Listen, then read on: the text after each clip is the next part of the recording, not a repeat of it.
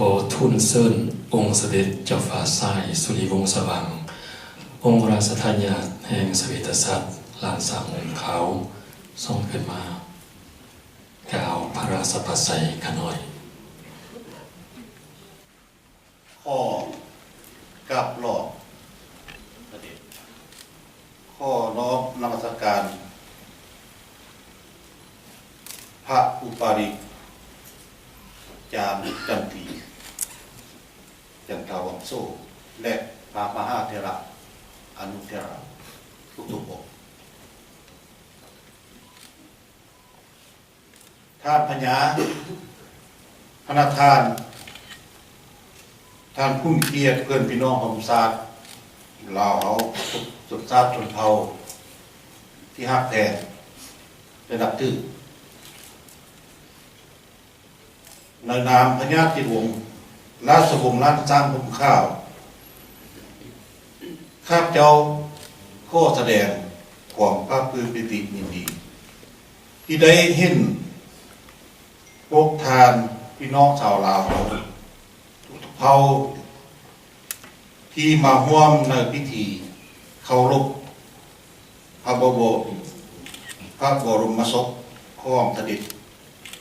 เจ้าฟ้าสายโซริยสว่างองค์ผู้สำเร็จราชการแผ่นดินตามพระเนตรประกันข้องพระบาทสมเด็จพระเจ้ามหาเสวิตลาวและเป็นองค์ประธานแห่งพญาธิวงศ์ราชวงศ์ล้านสร้างผมข้าวการที่พวกท่านได้มามื้อนี้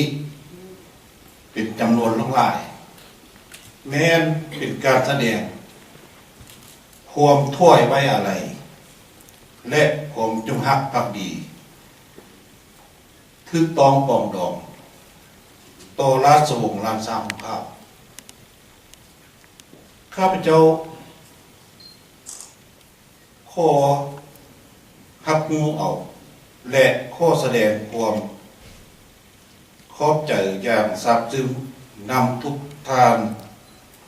และพี่น้องชาวลาวทุกมุมโลกที่ได้เผยแผ่ถ้วยไว้อะไรน